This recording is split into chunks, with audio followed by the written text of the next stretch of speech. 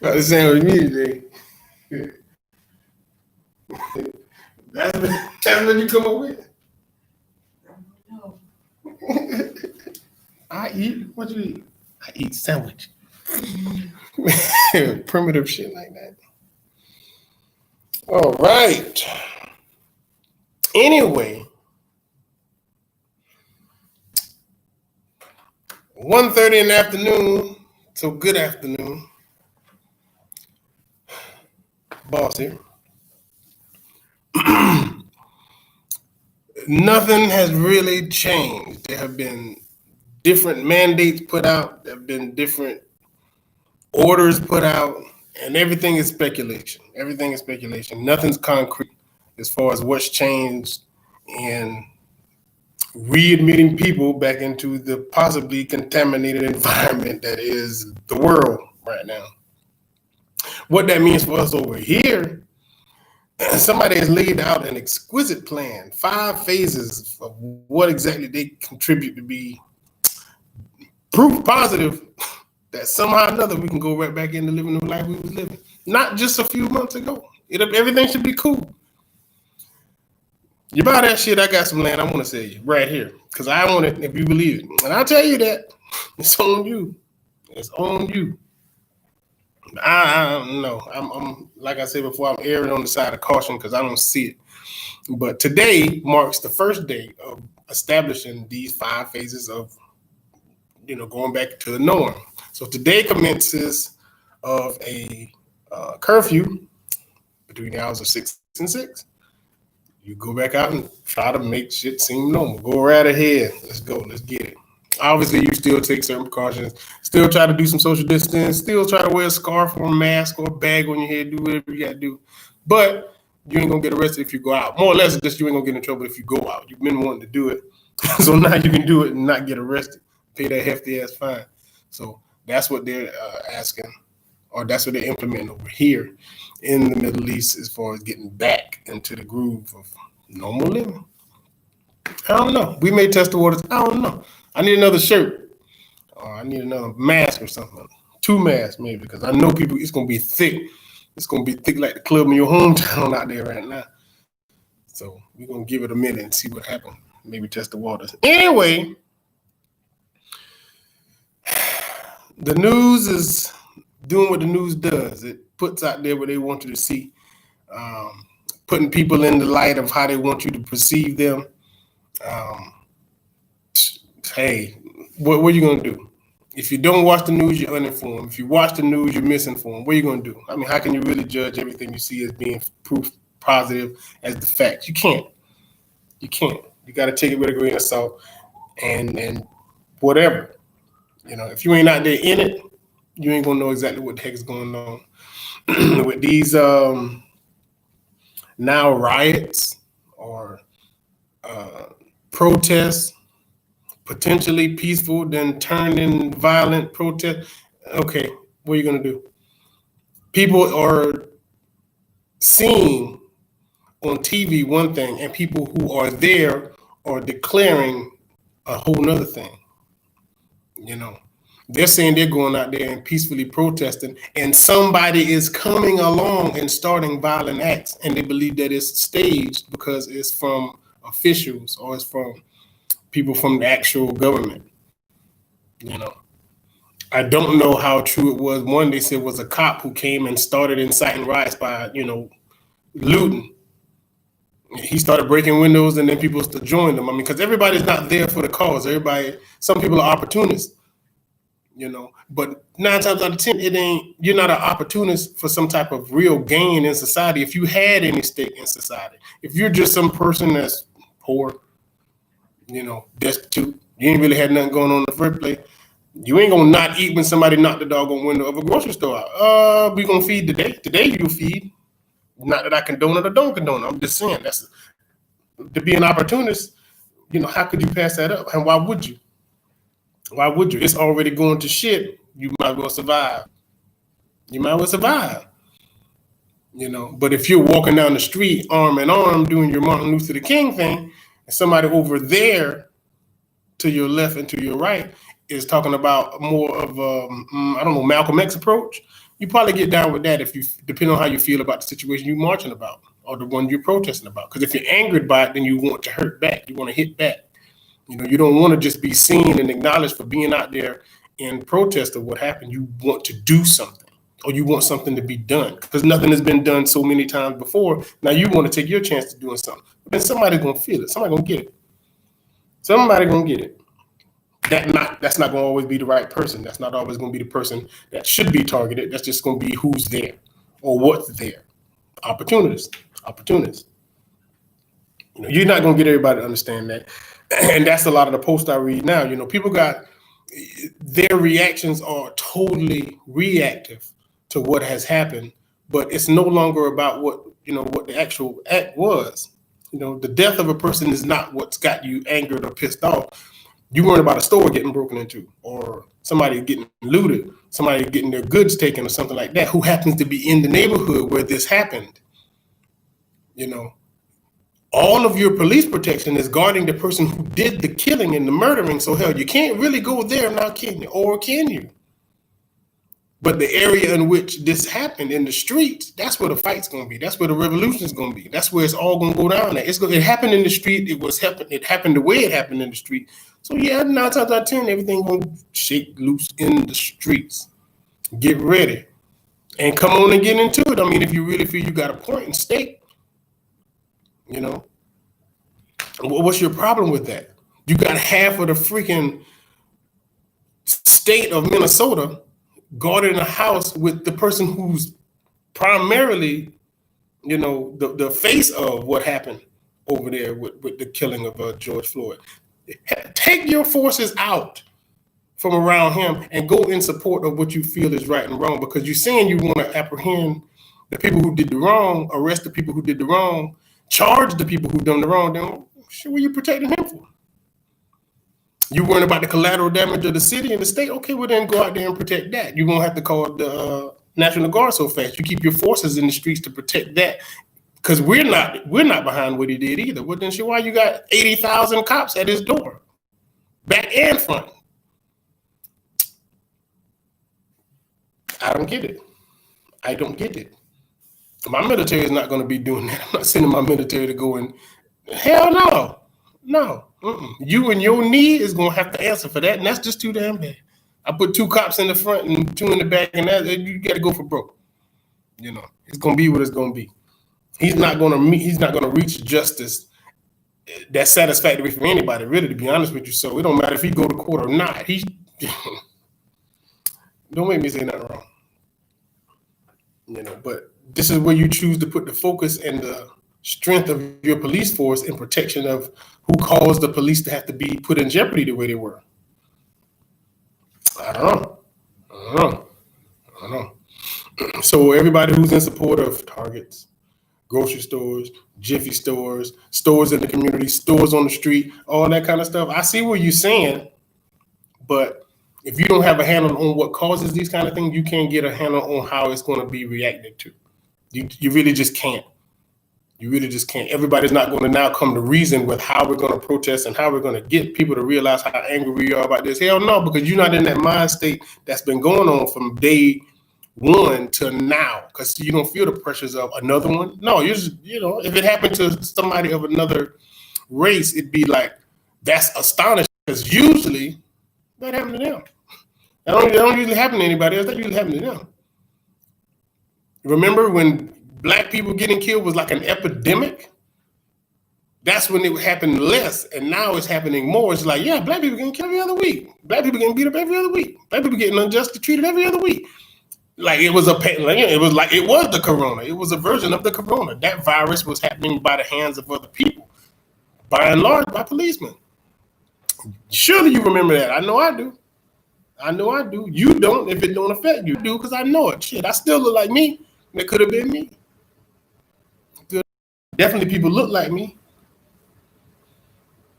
You know, so try to take it with a grain of salt if you really feel, you know, some economic responsibility about these businesses that are getting affected negatively as a result of this social unrest. Do your best. Understand if you can. If you can't, don't worry about it. Don't need much worry about it. And really, but let me tell you a story.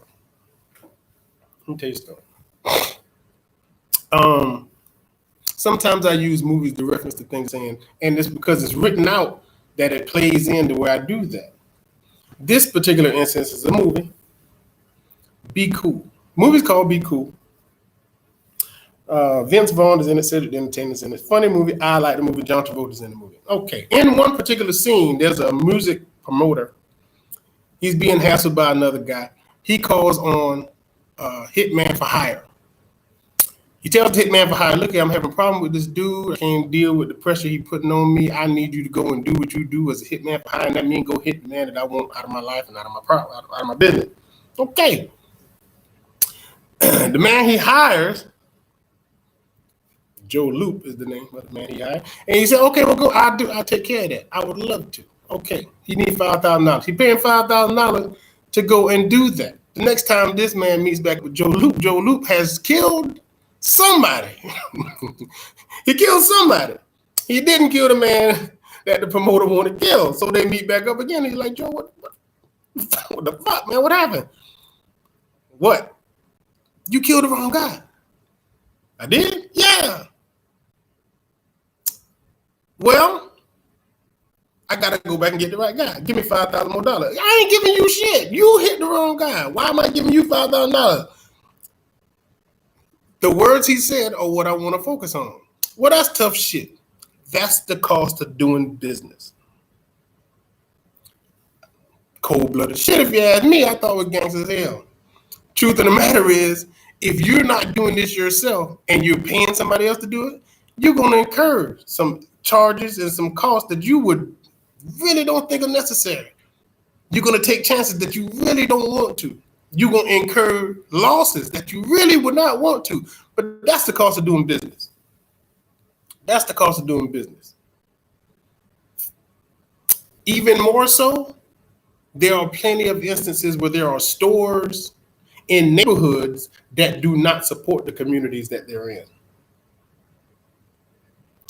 Let me try this again. There are stores in neighborhoods, in urban areas that profit, that do very well.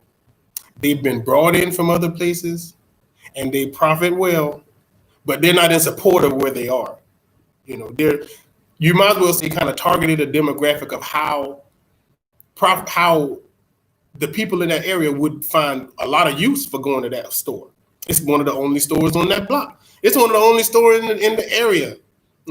Roughly within a quarter of a mile, this one store set right dead in the middle of the neighborhood. So you come there and you go there. You're loyal to go. They got everything you want. They got everything you need. After a while, you get so chummy with the guy that you go in and buying this stuff from. It don't even bother you, the fact that this person is of a different race, ethnicity, and that money he's taking from you is going out of the neighborhood. It doesn't benefit this neighborhood at all. He don't buy a swing for the park right next door. He don't try to put money into the community center, the poor people, or anything like that. If you got enough change, I'll sell you the shit I got in my store. Point blank, period. And that's it. And that's as far as our relationship really goes. But if you're nice, he may even remember your name. He'll speak to you when you come in there. He has no reason to be mean to you. You ain't been mean to him. And I'm selling what you want. Matter of fact, tell me something you want and I ain't got it. I might even put it on the order list, get it. Because you are paying me. I'm not a benefit for you. I'm just here to profit from you. Okay. Now, if you're that chummy with that business owner, and you're that chummy with that business owner's family, and where he is and how well he's doing, you ain't got no problem giving him money. But if shit go left, and there are injustices that happen in that neighborhood where he profits from, and he makes his payments on the lease on time as a result of your loyalty to him, if the neighborhood came up in an uproar, or protesters took to the street, people took to the street, or protests began, if you don't see that business owner out there with you, out there alongside of you, the same way you recognize him behind the counter, you should recognize him in the street protesting right along with you, arm in arm, side by side. If not, hell, your business just made the ultimate sacrifice because it's about to get ransacked. It's about to get ransacked. Those Jiffy stores, those corner stores in those urban neighborhoods that sell beer, blunts, CBD oil, fucking lighters, shirts, do-rags, shoes. These stores are in your neighborhood, not in support of your neighborhood. And they ain't about to get out there if you feel y'all got to take it to the streets in support of that neighborhood. They are at their house where they live, which is nowhere near there. They come there, open up shop, and lock down before they leave. But they're not going to be out there in support of that neighborhood no matter how much it pays them or how much it benefits them financially. They're not going to do it. They're not going to do it. Period. But if they did,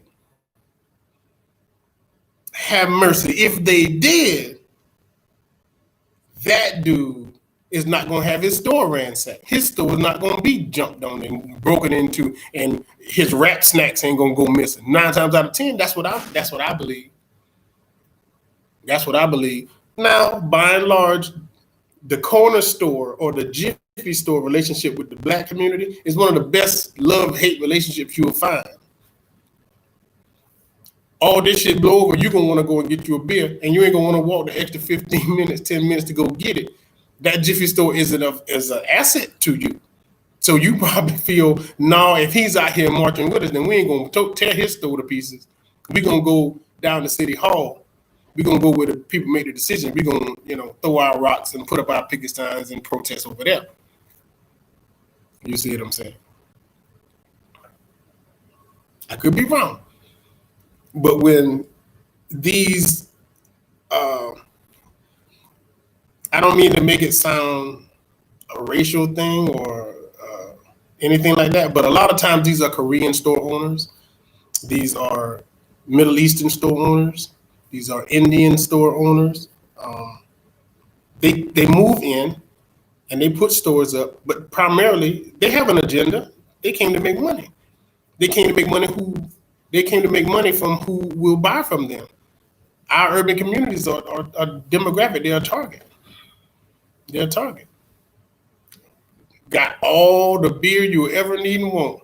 All the Swisher sweets, all the wraps, I'm telling you, hair care product, and just pile it in there. Because once you set it up and it's open, okay, they're going to go behind that big 2-3 inch glass and then let you spend money all damn day long, 2 or 3 times a day. Seem chummy. Hey, bro, how are you? Speak to you and everything. But if shit get thick and it go down in the hood, they out. They out. They're not loyal to you. But if they were, that store stands less of a chance of being torn apart by that neighborhood because you're out there in support of the neighborhood. That's what a young lady was saying about the Target store. If the people from Target that they come in there and spend money with were out there on the front lines and on the picket lines, they wouldn't be in the store counting how much money they're losing. Because they'd be out there showing their support of that neighborhood. Instead of that, we just profit from this neighborhood. It's all business. We don't give a shit about who they are. We don't give a shit about them. We don't care about them. If the store's open, we want you to come in and spend your money. But hell, if y'all are being treated unfairly outside of Target doors, hell, they ain't got nothing to do with that. Okay, well then, yeah, we're about to include you. We're about to include you. We're about to include you, and in a way that you don't want. In a way that you don't want. Businesses in the neighborhoods that don't actually support the neighborhoods, that have no concern for the neighborhoods. Yeah, they all going up in smoke. That's just the way it's gonna be, So for all of the people who are all cops aren't bad, okay, I give you that. All blacks are on the threat. Okay, chew on that for a while. You might have to try to digest that. But all businesses are not in support of the neighborhoods that they profit from. Okay, so you can take those 3 facts and see how that's just the cost of doing business. If you're going to take the chance to be a business in the neighborhood and not be in support of it, you damn sure run the risk of being in the line of fire when everything goes to shit and everybody start getting buck wild and getting active. definitely stand. You're right in the line of fire, because everybody knows to walk down the street to get to where they're going. Here's your store right here. Now we could walk and pass it to get to where we're going, or nah, this dude ain't never did shit for us except profit. He ain't never did nothing except took our money. Like I say, it's one of the best love-hate relationships you'll find. You'll go in there and buy from this Korean man. He'll say thank you. You'll say thank you. And he'll grumble at the fact that you only came in and bought $2 or $3 worth of stuff. And you'll walk out grumbling like, he's just stealing money from my community. He don't give a shit about us. You'll have the opportunity to act on that when the community now is protesting the fact that you're even there because you don't stand in support of them. And when it came down to it, you closed that little garage door thing, you put the lock on it, and you got in your car and you drove to wherever you really live and hope your store is there in the morning. Because I don't live here, so I'm not in support of here. I'm not in support of these people. Everybody's not acting ignorant. We're not gorillas in the mist. We're not people just in the streets doing these kind of things all the time. Nobody's just randomly breaking into these stores all the time. This is when shit goes left. That's the cost of doing business. You're in the line of fire. No one's safe now. You're not going to be thought of now. Nobody's thinking about protecting the property value of somebody who's been in the neighborhood for 3 years now. Got best store award. Or get boy, please. The only job I've ever seen the little Jiffy store in the hood provide is every now and again a guy who drinks all day, they'll let him sweep up the parking lot sometimes. I've seen that. The guy that comes there with 85 cents and the beer costs $1.05, you know what? Just start staying here and sweeping. And I'll give you the rest of the money for your beer, or I'll let you, get a beer a day, a 40 ounce a day, a quarter beer a day or something. And you just sweep up and throw my boxes away. That's my contribution to your neighborhood. That's my contribution to you. You got to do better. You got to do better. Now it's a little too late. Nobody's looking for. We're not looking for a way to try to, band-aid these relationships anymore, because those shits are insignificant in the midst of real problems happening and people really dying. Your business is insignificant now. Target is insignificant now. Totally insignificant. Nobody care about that. The looters, okay, fine, whatever. You're running through stores and tearing up stuff and making a fuss, and okay, and now the government is going to have to fix that. But you didn't fix this, so put that on your list. You have to put that all on your list of shit that you didn't do and didn't properly handle in the first place. You fire 4 cops because of what was seen on TV. You have no recollection of what's been done off camera and off TV. You don't have, and the people who are hiring these people, you don't know how far back this goes. You don't know how thick this shit is. You just know what happened that you were able to see. There was a judgment call made to give employment to somebody who felt a black life or a white life or a Korean life or a Filipino life or any other life could be taken because you just don't feel the need to regard that person's life. Who the fuck hired this guy? Who's his supervisor? How many commendations and medals have you awarded this son of a bitch before you realize he was a killer with an agenda to promote his prejudiced ways upon whoever he got the chance and opportunity to? This is just what you caught. This is just what you saw. A lot of off-camera, off-film shit I'm sure what's going on with this dude. I'm sure of it. Positive, 100% positive. This wasn't just a bad day he was having where he just didn't want to lift his knee off this man. Like, get out of here. Get out of here. You don't want to see what's going on in the street, turn the cameras off of that. Put the cameras back where they need to be on the improper arrests and the injustices going on state to state, city to city. Put it back, put the cameras back where they're supposed to be. And heaven forbid if you work for a doggone actual newscaster, because hell, they'll arrest you too, from what I understand. I've seen too. I'm here to capture the news. I thought I had the right to do so. Well, it depends. It depends. We're unjustly arresting newscasters too. Well, shit, then the hell with it, man. The hell with it. You have to stop looking for fairness and, proper procedure. You got to stop that once you done already broke the boundary of doing that by killing somebody with no justification, well then shit, a whole lot of stuff is gonna happen as a result of that. That's a life you took. That's a life that left here as a result of your actions. Well, shit, hell yeah, you reap what you sow. The repercussions are going to be equally as detrimental. It's going to be real expensive. It's going to be real hurtful, because that's what's happening at the household where George Floyd lived.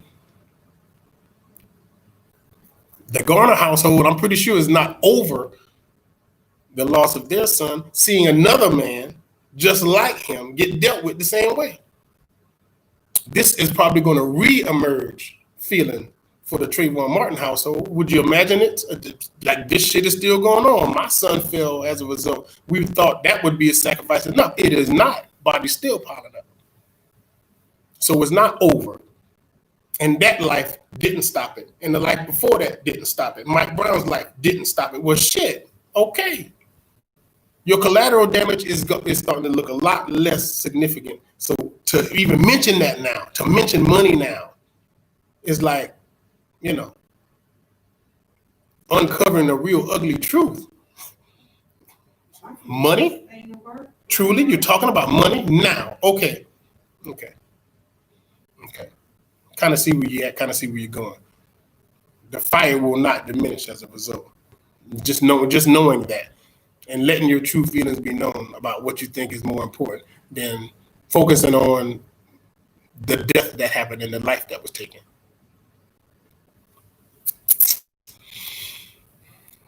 When the shit hit the fan, there's gonna be some smoke in the city. That's how it is, point blank. So we could stop one, possibly, but if we don't deal with the prior action, we can't deal with the after effects. The aftermath occurs from what the initial actions are. I can't really break that down any more than that. For you, you can continue, or to other people like me, or to people who still out there in the streets. The fight is not going to stop there. The fight's not supposed to stop there. There's going to be more interaction. There's going to be more social unrest. Get ready for it. Get used to it.